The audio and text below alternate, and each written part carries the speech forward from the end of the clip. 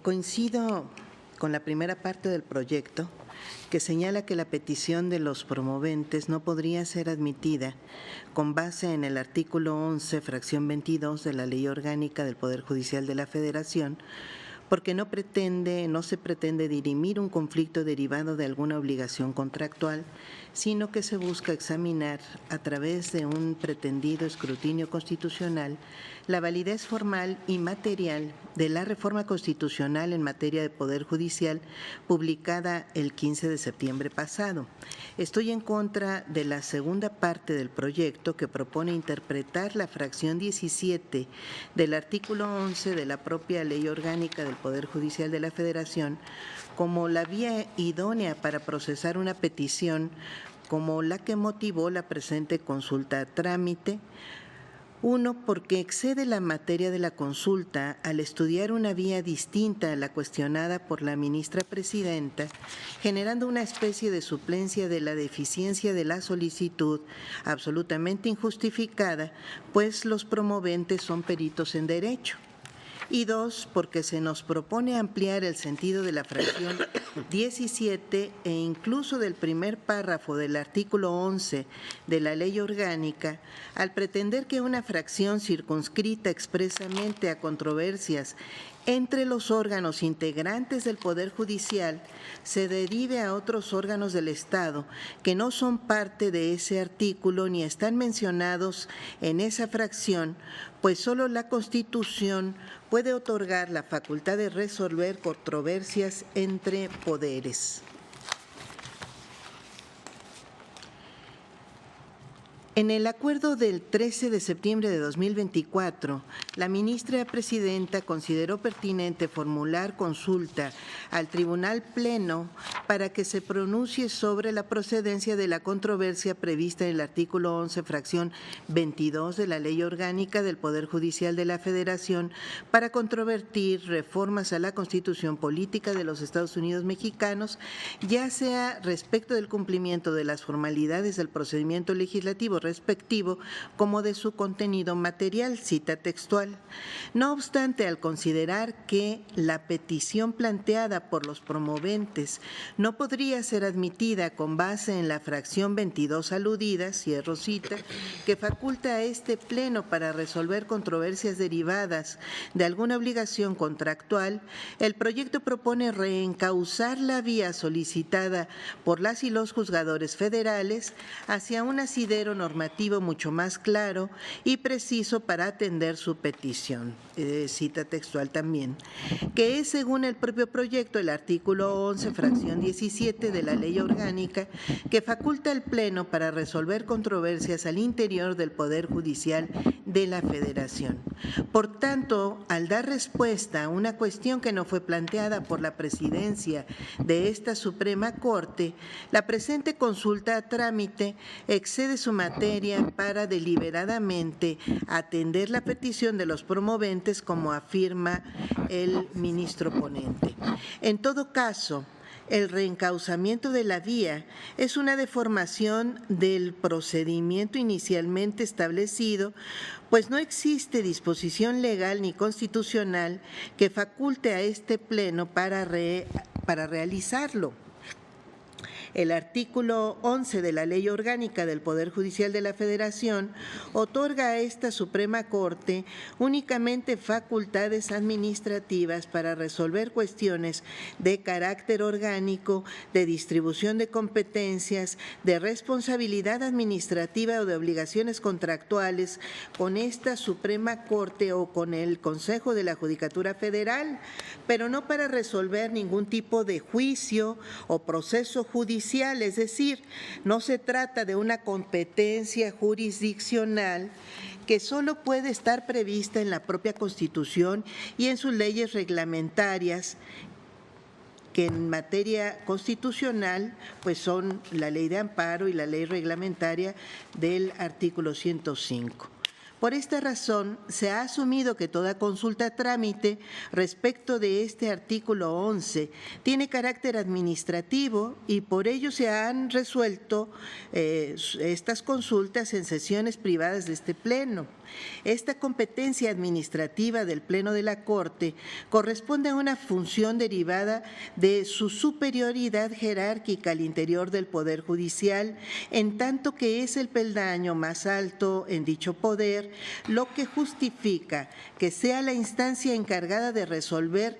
unilateralmente los diferendos y evitar las contradicciones en los órganos que tiene subordinados. Sin embargo, al pasar estas consultas a las sesiones públicas del Pleno, se pretende asumir que el artículo 11 pudiera tener un carácter jurisdiccional para además pretender suplir la deficiencia de la solicitud con una fundamentación ajena a la planteada por los promoventes, vulnerando los principios de legalidad y seguridad jurídica. Por ello, resulta indebido que el proyecto pretenda extender esta facultad orgánica administrativa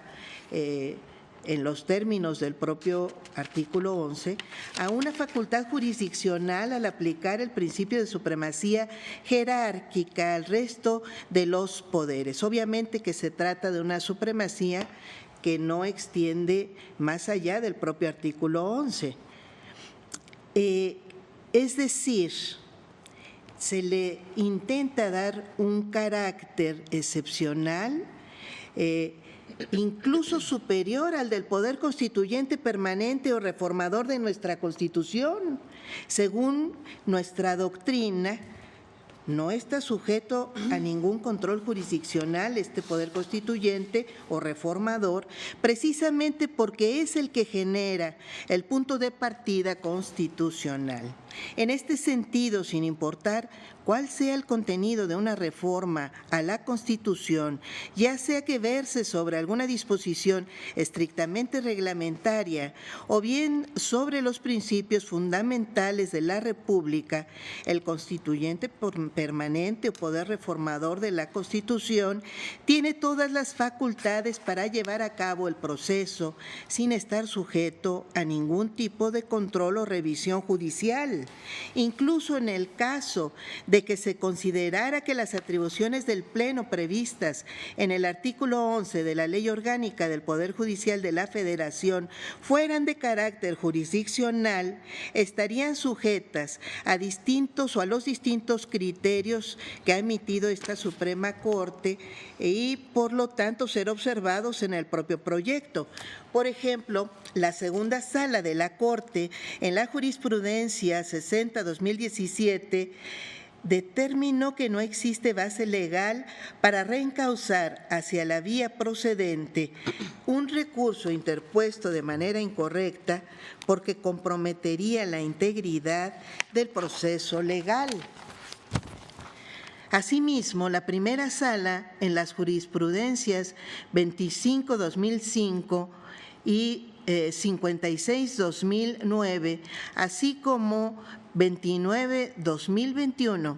estableció que la vía, y cito textualmente, constituye un presupuesto procesal de orden público porque es una condición necesaria para la regularidad del desarrollo del proceso y es insubsanable, ya que sin ella no puede dictarse válidamente sentencia de fondo sobre la pretensión litigiosa. En este sentido, estableció,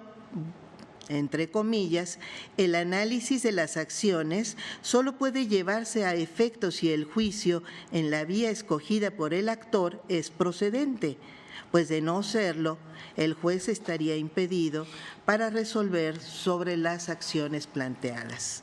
Igualmente, la jurisprudencia 125-2012 de la segunda sala se estableció que la improcedencia de la vía en un proceso concreto no implica que el órgano jurisdiccional deba necesariamente determinar la autoridad competente y redirigir el proceso, porque llevar a cabo esta acción desvirtúa la finalidad instrumental de los requisitos y presupuestos procesales que permiten mantener la legalidad y seguridad jurídica requeridas dentro del orden jurídico nacional.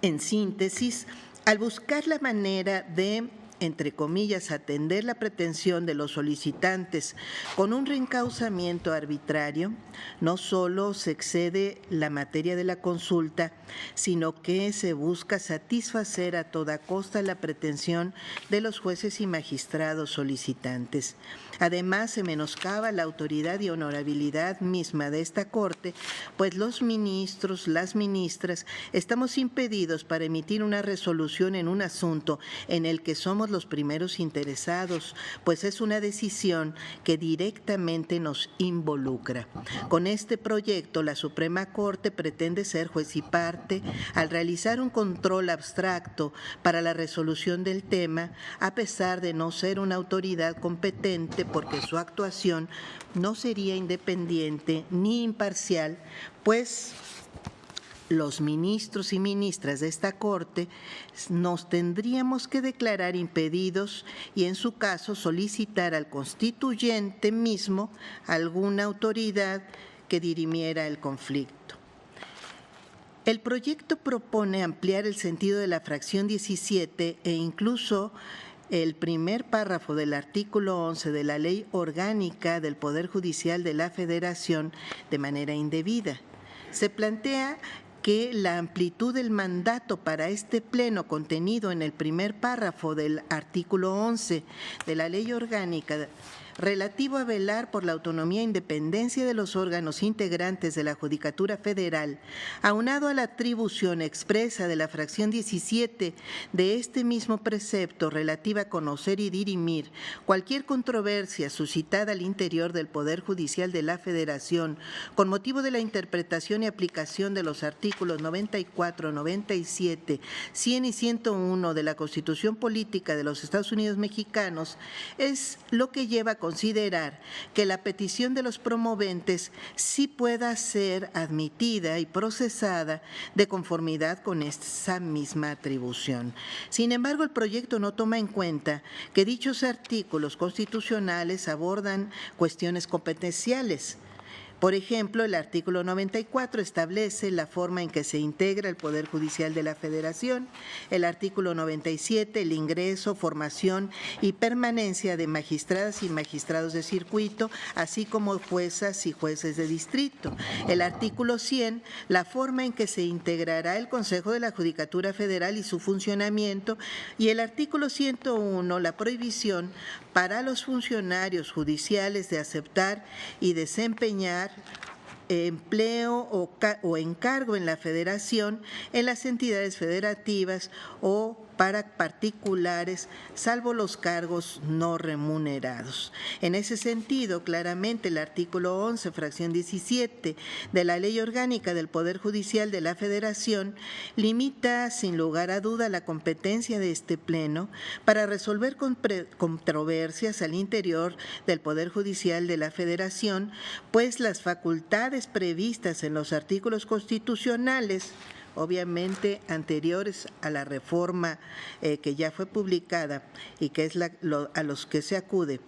se circunscribe que no puede ser ejercidas para los particulares ni para otros órganos del Estado, sino exclusivamente respecto del Poder Judicial de la Federación, en tanto se trata de aspectos orgánico-competenciales de este poder, más que una vía jurisdiccional para resolver conflictos entre poderes. No obstante, el proyecto pretende construir una interpretación fraudulenta de la fracción 17 del artículo 11 de la Ley Orgánica del Poder Judicial de la Federación, que faculte a esta Suprema Corte a someter las reformas de la Constitución Política de los Estados Unidos Mexicanos a una especie de escrutinio jurisdiccional. Ello es evidentemente contrario a la literalidad de dicha fracción. Por ello es irracional no afirmar que el legislador federal haya establecido en esta fracción un procedimiento excepcional para que este Pleno resuelva controversias con otros poderes públicos que puedan afectar su independencia y autonomía, pues no existe sustento normativo alguno, ni siquiera un resquicio de ambigüedad que permita razonar a esta Suprema Corte esa interpretación. Además, existen precedentes en los que esta fracción se ha utilizado indebidamente para resolver controversias con órganos externos al Poder Judicial de la Federación, y en estos se han limitado, o no obstante estos, se han limitado siempre a leyes. Nunca se ha admitido en esta vía una cuestión derivada de una reforma constitucional. Por otro lado, en la jurisprudencia 39-2002 de este Pleno, se sostuvo que conforme al artículo 135 de la Constitución Política de los Estados Unidos Mexicanos, el procedimiento de reformas y adiciones a la Constitución no es susceptible de control jurisdiccional. En todo caso, al tratarse de la Constitución como norma suprema del orden jurídico mexicano, ninguna ley ni autoridad podría contravenirla. Por lo tanto, cualquier disposición o determinación que intentase otorgarse a una autoridad jurisdiccional con facultades que no están previstas en la Constitución es simplemente inconstitucional. En este sentido, en la jurisprudencia 155-2000 de este Pleno, se precisó que solo en la Constitución Política de los Estados Unidos Mexicanos, mediante la voluntad soberana manifestada por el constituyente o por el poder revisor de la Constitución, se puede establecer la existencia de los medios de control constitucional. Tan es así que en ningún momento se delegó al legislador ordinario la facultad de crear otros medios de control constitucional a cargo de la Suprema Corte distintos a los previstos en el propio texto constitucional, como pretende realizar o pretende habilitar el proyecto a través de una interpretación amplia de la fracción 17 del artículo 11 de la Ley Orgánica del Poder Judicial de la Federación. En consecuencia, es indudable que si la Constitución no ha dispuesto esta competencia para la Suprema Corte, mucho menos puede hacerlo una ley secundaria como la Ley Orgánica del Poder Judicial de la Federación. La interpretación que se nos propone no tiene sustento en el derecho positivo mexicano, pues el diseño de control de regularidad constitucional no habilita en forma alguna a esta Corte para analizar materialmente el contenido del nuevo texto constitucional. Se trata entonces de una afrenta política contra los órganos facultados para reformar la Constitución Política de los Estados Unidos Mexicanos, una suplantación del máximo representante de la voluntad popular, que es un Congreso Constituyente permanente. Es decir, se pretende revisar si se vulnera o no el Estado constitucional de derecho en una reforma constitucional que se aprobó en ejercicio de las facultades expresas que le confiere la Constitución Política de los Estados Unidos Mexicanos a la mayoría calificada del Congreso de la Unión y a la mayoría de las legislaturas de las entidades federativas. Paradójicamente, para lograrlo, la Suprema Corte pretende violar la propia Constitución valiéndose de la rebuscada y absurda interpretación de una facultad prevista en su ley orgánica que evidentemente no tiene asidero constitucional para revisar reformas constitucionales, obviamente si ello se aprobara. En la controversia constitucional 82-2001, este Pleno determinó que si bien la parte actora impugnó la invalidez del proceso reformatorio de la Constitución Política de los Estados Unidos Mexicanos, no puede soslayarse el hecho de que los vicios que se le atribuyen ocurrieron durante una sustanciación de dicho proceso que jurídicamente no pueden desvincularse de su objeto, que es la aprobación y declaratoria de reformas constitucionales, toda vez que estas reformas emanan de una autoridad no incluida expresamente en ninguna parte del artículo 105 constitucional. Se concluyó que la controversia resultaba improcedente, ya que la Constitución no le confiere facultad expresa a esta Suprema Corte. Asumir la interpretación que se propone en el proyecto implicaría abrir la puerta para que la Suprema Corte revise cualquier reforma a la Constitución política de los Estados Unidos mexicanos, pues no existiría parámetro constitucional ni legal que limitara a una Suprema Corte que intentara subordinar a los otros poderes de la Unión y que incluso planteara sujetar a su voluntad al poder reformador. La Suprema Corte actúa o actuaría así de manera tiránica, despótica, autoritaria, al tratar como inferiores jerárquicos a los otros poderes, incluso al poder reformador, que tiene representación directa del pueblo soberano y en el que está representada toda la población, pues participan todos los legisladores del país. Ya en 1921, el jurista francés Édouard Lambert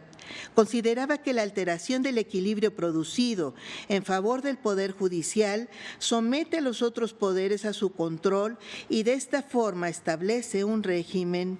de gobierno de los jueces. Por otra parte, el proyecto es incongruente al plantear que esta Suprema Corte no puede acudir al juicio de amparo como parte quejosa, ni se encuentra legitimada para promover controversias constitucionales ni acciones de inconstitucionalidad, en razón de que como Tribunal Supremo del Poder Judicial de la Federación es precisamente el encargado de resolver este tipo de asuntos como responsable máximo y terminal en la interpretación de la Constitución política de los Estados Unidos mexicanos. Sin embargo, propone interpretar de manera incongruente que en el caso de la fracción 17 del artículo 11 de la Ley Orgánica del Poder Judicial de la Federación, es intrascendente que sea el mismo Poder Judicial de la Federación el que promueva y resuelva este tipo de controversias, es decir, reconoce carecer de legitimación en los medios de control constitucional vigentes en la Constitución política de los Estados Unidos mexicanos, pero de manera ilógica considera que sí la tiene para promover ante sí mismo un procedimiento administrativo de revisión a reformas constitucionales. Por otro lado, el proyecto provocaría que una mayoría simple de 6 ministros, de ser aprobado, como la que se requiere para resolver las controversias a las que se refiere el artículo 11, fracción 17 de la Ley Orgánica del Poder Judicial de la Federación, tenga la posibilidad de invalidar una reforma constitucional, aun cuando para invalidar leyes la Constitución política de los Estados Unidos mexicanos establece una mayoría calificada de 8 votos en los medios de control constitucional. En lugar de resolver con sensibilidad social y prudencia con que está llamado a actuar, este tribunal estaría prefiriendo ignorar, pisotear, atropellar la voluntad popular al suplantar la decisión que más de 36 millones de mexicanas y mexicanos que se expresaron de una forma indudable respecto de la reforma constitucional que se pretende poner a duda ante las urnas, ello sí resulta autoritario. En conclusión, la alta responsabilidad que confiere la Constitución Política de los Estados Unidos Mexicanos a la Suprema Corte de Justicia de la Nación para ejercer de manera exclusiva el control jurisdiccional de la constitucionalidad de actos y normas generales está vinculada al ejercicio estricto de las atribuciones que la propia Constitución Política de los Estados Unidos Mexicanos le asigna, de manera que si la Suprema Corte se arrogara atribuciones que no tiene, violaría el principio de supremacía constitucional, así como la división de poderes y el Estado constitucional de derecho. La Suprema Corte estaría dando un auténtico y lo digo con todas sus letras, golpe de Estado, al pretender someter a control constitucional el trabajo del Poder Constitucional Reformador que ha participado en el proceso de reforma constitucional en materia de Poder Judicial en estricto cumplimiento del ordenado en el artículo 39 constitucional que establece que todo poder público dimana del pueblo y se instituye en beneficio de éste, que en todo momento tiene el inalienable derecho de alterar o modificar su forma de gobierno. Además, ningún poder constituido puede abstraerse de la órbita en que la Constitución sitúa su esfera de competencias. Por ello, resulta inaceptable la pretensión de atribuir facultades metaconstitucionales a esta Suprema Corte a efecto de subordinar a los otros poderes de la Unión e incluso al Poder Reformador Constitucional, emergiendo como un auténtico supremo poder conservador que ni en los mejores tiempos del conservadurismo del siglo XIX concentró tal poder, soslayando completamente el principio de separación de poderes y de supremacía constitucional como fundamentos de la República. Es cuanto. Muchas gracias.